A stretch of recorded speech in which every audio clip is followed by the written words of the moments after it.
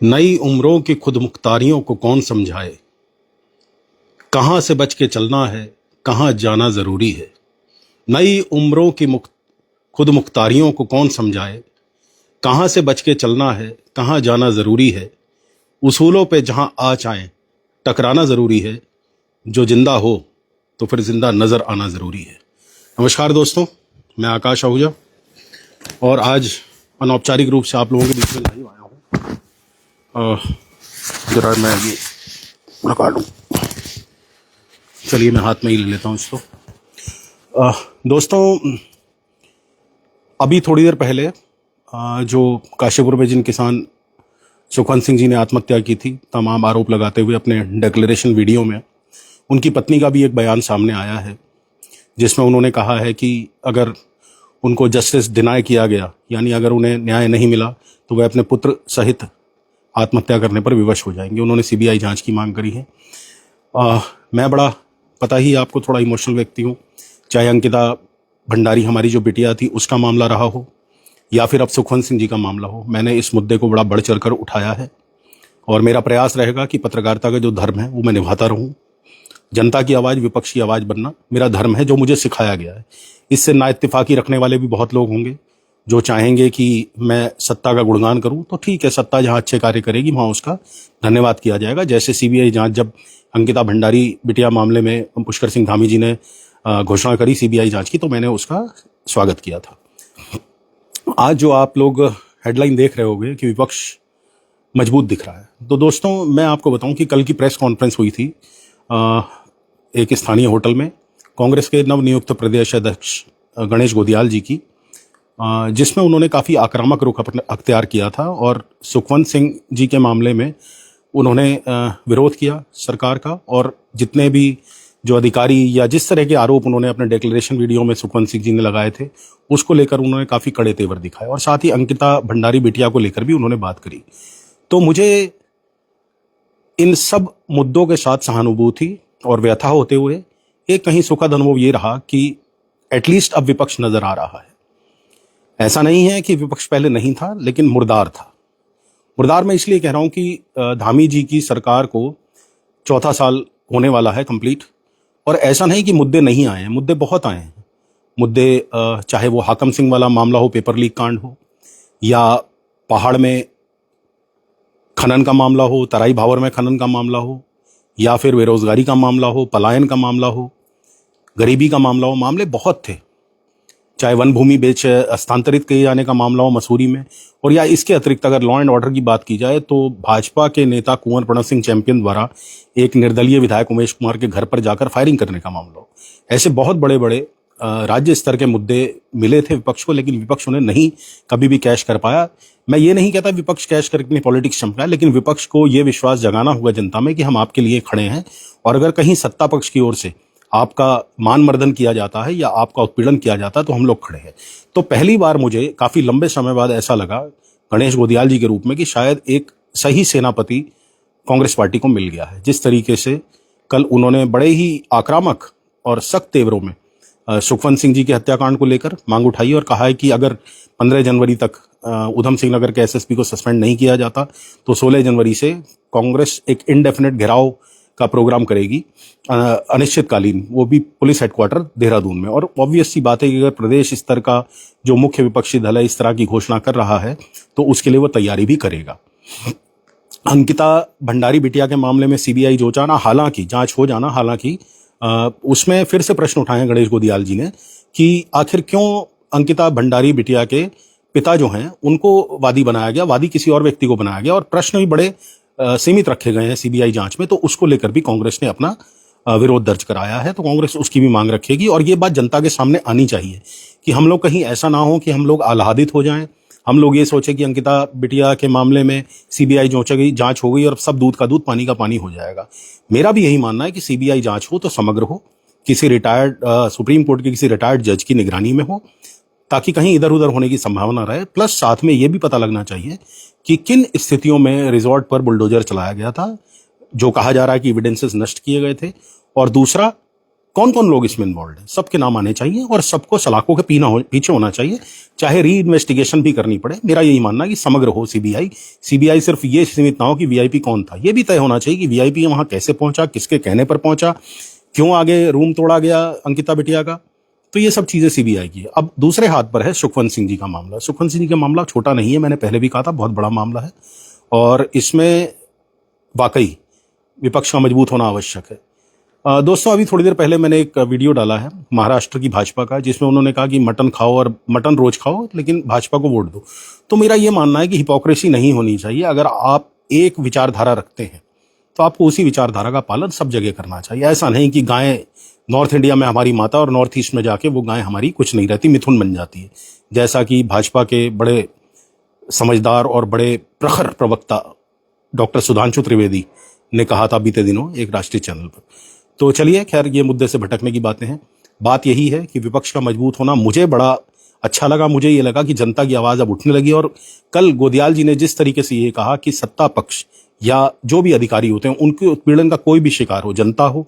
एक पत्रकार ने वहां प्रश्न उठाया था, मेरे छोटे भाई हैं भूपेश सिम्बाल जी, कि वह खुद प्रताड़ित हैं, रंगदारी का मुकदमा जिसमें मैं भी इन्वॉल्व हूं, तीसरे राजीव चावला भी हैं और इन 3 पर पिछले साल मुकदमा हुआ था। तो उन्होंने ये कहा कि हम लोग न्यायिक रूप से भी सबकी सहायता करेंगे जो लोग हैं।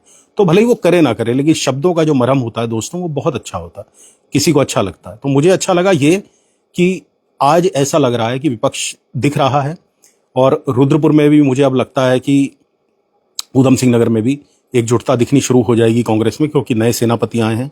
तो ऑब्वियस सी बात है, ऊधम सिंह नगर बहुत महत्वपूर्ण जिला है और यहाँ पर कांग्रेस के पास ऑलरेडी 5 विधायक हैं। तो उन 5 की संख्या बढ़ाना भी एक लक्ष्य होगा या 5 को मेंटेन करना भी एक लक्ष्य होगा गणेश गोदियाल जी के लिए। तो उसके लिए जो आपसी फुटअव्वल है, सर फुटअव्वल है, जो गुटबाजी है, वो खत्म होनी चाहिए। मैं कांग्रेस का थोड़ा सा इतिहास भी यहाँ कहूंगा। कांग्रेस के साथ दुर्भाग्य ये है, और दुर्भाग्य वो एक्चुअली उत्तराखंड की जनता का है, कि कांग्रेस कभी भी एक साथ नहीं चलती। इनको एक साथ लाना मेंढक में थाली में मेंढक को बिठाने जैसा है। हरीश रावत हैं तो उनकी अपनी दुकानदारी चल रही है, यशपाल आ रहे हैं तो उनकी अपनी गुटबाजी चल रही है, हरक सिंह रावत है तो उनकी अपनी गुटबाजी है, प्रीतम सिंह है तो उनकी अपनी गुटबाजी है, करण मारा है तो उनका अपना गुट है।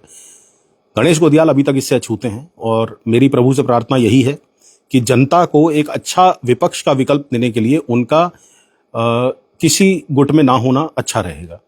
वो गुट ना करते हुए सारे गुटों को खत्म करें, आगे बढ़ें। जीते हारे सब भगवान के हाथ में है, सब कर्म होते हैं अपने अपने। कांग्रेस भले ही 2027 जीते ना जीते, बीजेपी फिर से सरकार बनाए, कोई दिक्कत नहीं है उससे, लेकिन विपक्ष का मजबूत होना बड़ा जरूरी है।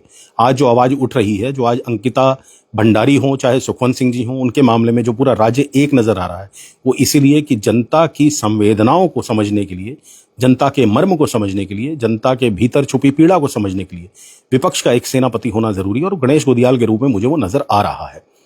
आगे वक्त बताएगा, लंबा समय है अभी।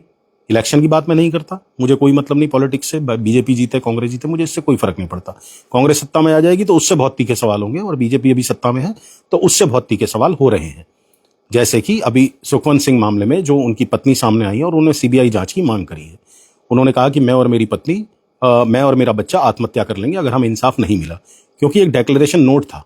वो जो सुखवंत सिंह जी का अंतिम जो वीडियो था, वो एक डिक्लेरेशन नोट था कि मैं आत्महत्या किस वजह से कर रहा हूं। उन्होंने गंभीर आरोप लगाए लोगों पर भी, 26 लोगों पर मुकदमा दर्ज हुआ, एसआईटी गठित हो गई, कमिश्नर दीपक रावत जांच कर रहे हैं, इधर से डीजीपी ने भी शायद आईजी कुमाऊं को दे दी है एक जांच, और उसके अलावा पहले एसएसपी मणिकांत मिश्रा ने सीओ के नेतृत्व में एक कमेटी गठित करी थी, भगवान जाने उसका क्या हुआ। तो ये बड़े स्तर पे होना चाहिए। तो मुझे कुल मिलाकर ये अच्छा लगा कि विपक्ष आज मुझे मजबूत नजर आ रहा है और लोकतंत्र में देखिए सरकार को सही रास्ते चलाने के लिए विपक्ष का मजबूत होना बड़ा जरूरी है। मैं हमेशा कहता हूं मोनोपोली नहीं होनी चाहिए, जीते हारे कोई भी, मुझे इससे कोई मतलब नहीं। मेरे लिए तो सिर्फ सवाल है मेरे और मेरी जनता है, मेरे दोस्त हैं, मेरे मित्र हैं, आप मेरे परिवार के लोग, जितनी भी उत्तराखंड की जनता है, मेरे लिए आप लोग सबसे पहले हो। आप लोगों की आवाज उठाना मेरा कर्तव्य है, क्योंकि इसीलिए शायद मैंने कलम पकड़ी थी। तो सत्ता में अगर कांग्रेस आ जाती है तो बहुत तीखे सवाल उससे भी होंगे, और अगर नहीं भी आती तो बीजेपी से जारी रहेंगे। लेकिन मैं यही कहता हूं कि अगर सत्ता में कांग्रेस आती है तो बीजेपी का विपक्ष में मजबूत होना बड़ा जरूरी है, और अगर बीजेपी सत्ता में आती है तो कांग्रेस का विपक्ष में होना बड़ा मजबूत जरूरी है। अब देखिए, आप 2 कांड होते हैं।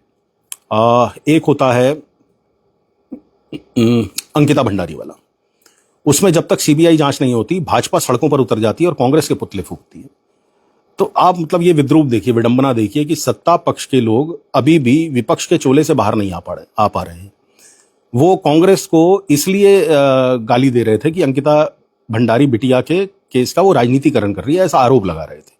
और दूसरा मामला अभी जो हुआ वो हुआ कैबिनेट मंत्री रेखा आर्य जी के पति का, जिन्होंने एक सभा करते हुए बिहारी महिलाओं के लिए कुछ टिप्पणी गलत कर दी थी, जो वाकई नागवार मुझे भी गुजरी और सारी उत्तराखंड की जनता को, मातृशक्ति को वो गलत लगी।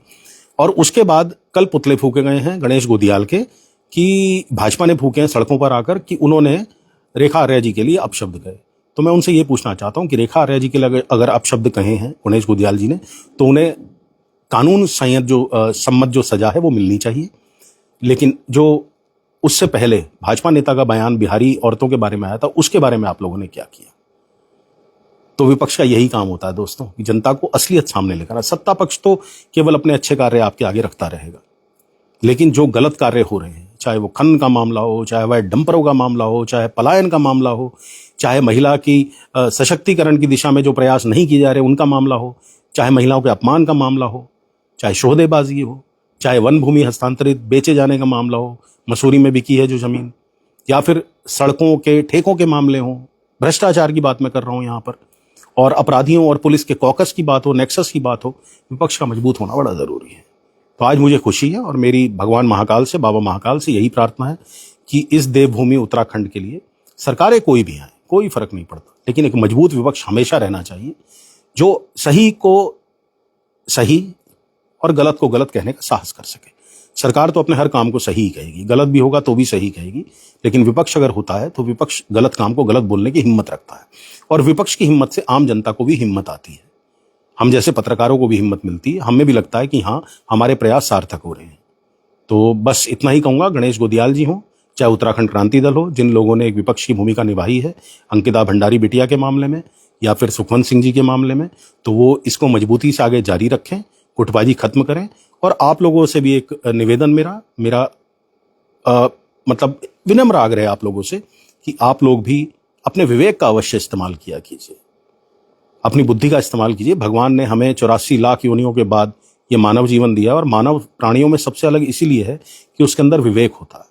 उस विवेक का प्रयोग कीजिए, और उस विवेक का प्रयोग करते हुए देखें कि आपके लिए क्या अच्छा है और क्या बुरा, और सही चीज निर्णय लिया कीजिए। हम जैसे पत्रकारों के छोटे, हम तो खैर बहुत छोटे पत्रकार हैं, या जो टीवी मुख्य मेन स्ट्रीम मीडिया है उसके पत्रकारों की बातों पर विश्वास मत किया कीजिए, अपना दिमाग लगाया कीजिए। और विपक्ष की मजबूती लोकतंत्र के लिए बहुत अच्छी होती है, जनता को मोनोपोली से मुक्ति मिलती है। जब एकाधिकार होता है, एकाधिकार में कभी विकास नहीं होता, हमेशा व्यक्तिगत तरक्कियां होती हैं। व्यक्तिगत आप समझ सकते हैं, चाहे वो नेता हो, मंत्री हो, अधिकारी हो, उनकी व्यक्तिगत तरक्कियां होती है, जनता इवेंचुअली ठगी जाती है। जैसे अभी एक मामला हुआ था बाजपुर में, रमपुरा के एक बच्चे की हत्या कर दी गई, उसमें अभी तक आरोपी फरार हैं। इस मामले में मैं तारीफ करूंगा राजकुमार ठुकराल जी की, पूर्व विधायक की, उन्होंने काफी उठाया वो मुद्दा, और उसके बाद आईजी से भी भेंट करी। लेकिन देखिए, विपक्ष मजबूत ना होने का ये सिला भुगत रहा है वो पीड़ित परिवार, कि उनको न्याय नहीं मिल पा रहा, कोई सुनवाई नहीं हो रही। तो इसलिए मैं कहता हूं विपक्ष का मजबूत होना जरूरी है। आप भले ही वोट किसी को भी दे, भाजपा या दे या कांग्रेस को दे, लेकिन सही को सही और गलत को गलत कहने की हिम्मत रखें। इतना साहस आपके अंदर होना चाहिए, और ये संविधान आपको बहुत शक्तियां देता है।